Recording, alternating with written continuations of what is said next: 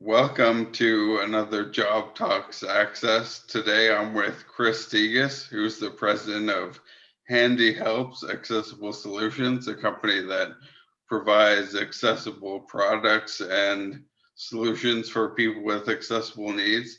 How's it going today, Chris? Good. Thank you very much for having me. Yeah, no problem. Just to get us started off, I was wondering if you could tell me a little bit about your company and just what you do. Sure. My company is focused around creating solutions for people with accessibility needs, and specifically speaking, that's within the home environment.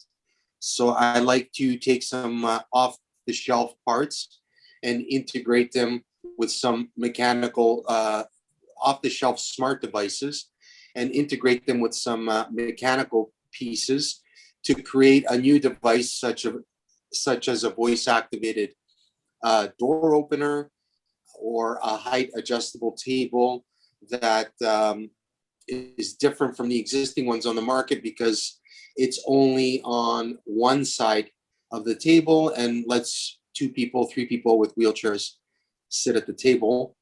And then I have some services that I provide for accessibility consulting. That's great. Do you find that that's a natural progression in your career from maybe what you were doing before?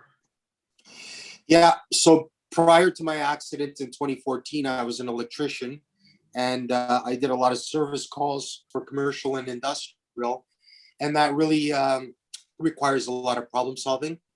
And once I had my accident and I got home, I really had to hone in on those problem solving skills to figure out how to turn my lights on, how to open my front door, how to turn on my TV, get in an ergonomically correct position when I'm at my table or at my desk. So all that problem solving from prior to my accident, I came into use after my accident to help me within my home. Yeah, no kidding. I feel like problem solving is a big part of accessibility and learning to live with a disability. Yeah. What would you say what do you enjoy most about what you're doing now? What aside from those 2 products, I'm mostly focused on accessibility consulting. I've taken a course at George Brown called the Rick Hansen Foundation Accessibility Certification course. And through that course, it lets me go to buildings and public spaces and give them sort of a snapshot or a report card on accessibility for people with vision loss, people with hearing loss, cognitive disabilities, and of course, people with mobility disabilities. And I provide them with a score and a list of key areas of success, and then some areas of improvement that are short-term and long-term. And hopefully through this work, they can put together a budget for the long-term stuff and really start opening up spaces and buildings and provide meaningful access to people that may have never been able to get into these buildings before. So I'm super excited about that, and that's what I'm focusing most of my energies on. Yeah, so really making a difference is a big part of what you do. Yeah, I hope that that's making a difference. I feel that a lot. We live in a time where accessibility is in the spotlight, and we need as many ambassadors for accessibility as possible to really, I feel people are open to learning, and people are starting to quote unquote get it. Mhm. So I think it's a great time for us as ambassadors for accessibility to do whatever through whatever lens and whatever angle and aspect we can teach people. I think that's where things are going right now. Definitely, I agree.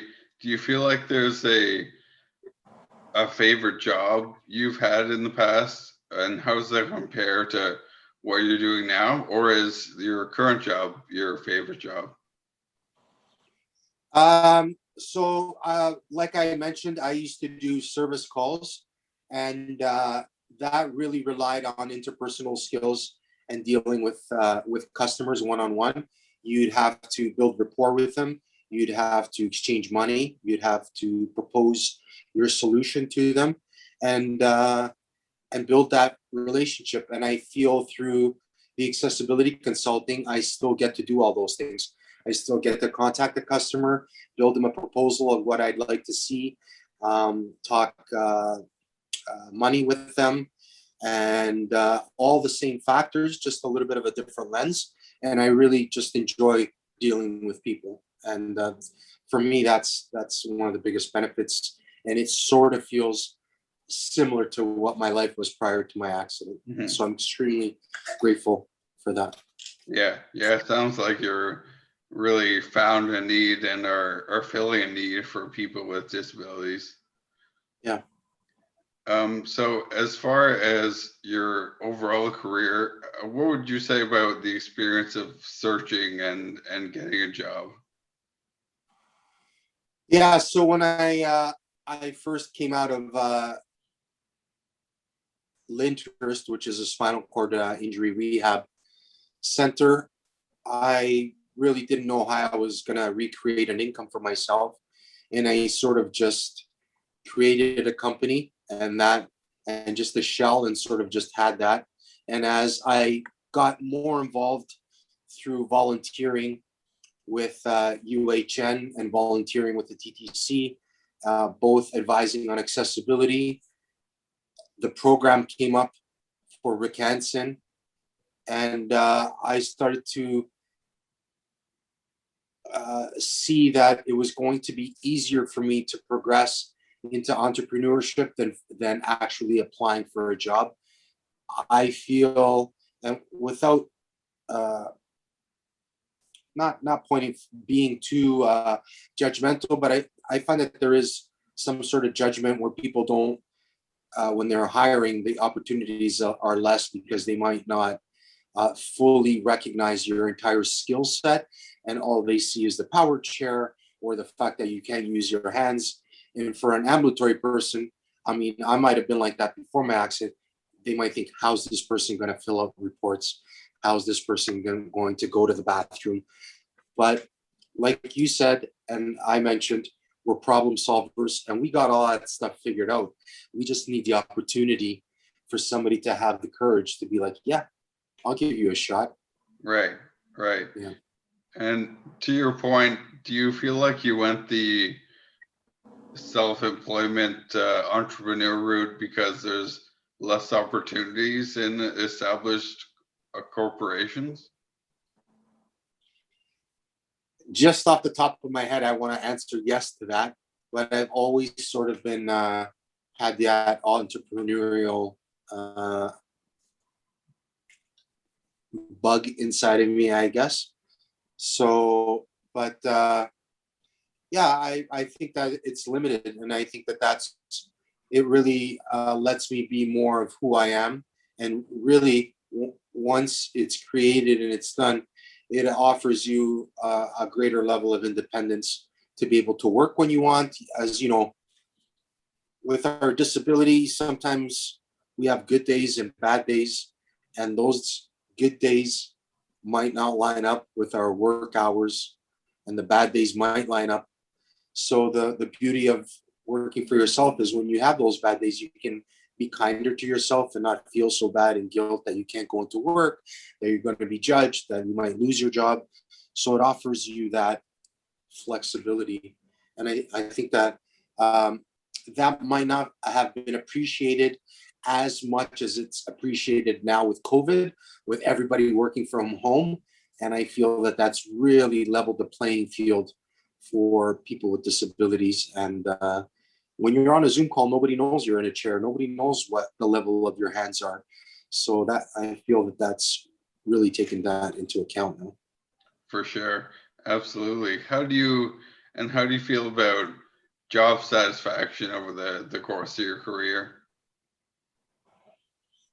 Uh,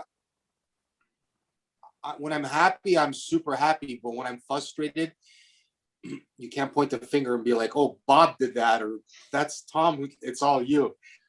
Right. So I get frustrated when I can't, when I run into obstacles and barriers, but I try to wake up the next day with a clean slate and be in a space of gratitude and just keep moving forward. So, And to your point, could you talk a little bit more about maybe some barriers you've run into and had to navigate? the two biggest ones that stand out in my head was when I was trying to open my corporation. It was very difficult to do online, and it was expensive to hire a lawyer. And I went down to City Hall, and believe it or not, City Hall does not have an accessible entrepreneurial office. The keyboard was not accessible, and the lady that was working the counter was frustrated that she had to help me so much. And it actually took 8 separate visits to City Hall to finally get it done. So that was one barrier. And the second barrier was when I took the Rick Hansen Foundation accessibility certification course at George Brown, the actual course on accessibility wasn't accessible. So that was, I had to have a teacher's aide with me to take notes, to turn pages. And that was a little bit of a barrier that I had to problem solve around. But once I did that, but those were the two biggest barriers. Yeah. So it sounds like you were able to adapt a little bit. Do you find there was any barriers that really stopped you in your tracks and made you have to redirect, or were you able to find a way to navigate everything? Redirect. I mean, the biggest barrier for redirecting was another product that I have is an accessible wheelchair cup holder called the Handy Cup. And I had a lot of in-person demos set up at rehab facilities around Toronto, and with different physiotherapy clinics. And when COVID hit, that all those opportunities for the presentations and all those sales completely evaporated. And I watched the video on, if you're waiting for things to go back to normal as an entrepreneur, it's never going to happen. So you need to pivot and adjust. And that really forced me to increase my social media presence.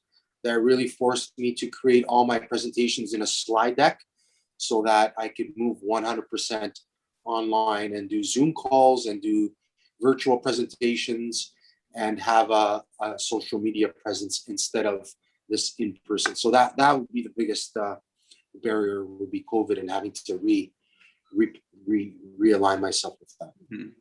Yeah.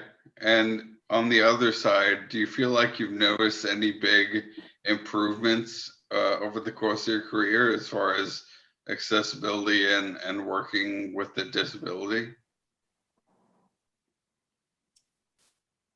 I'm always blown away by technology, and there's more and more smart products, more and more apps, and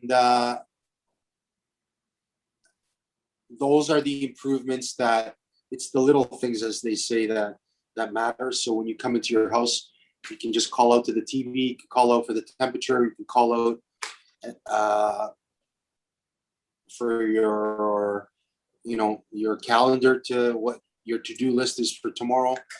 And that really causes me to forget that I actually even have a disability, because I'm still accessing and doing all the things I'd normally do when I walk into my place, only probably more efficiently.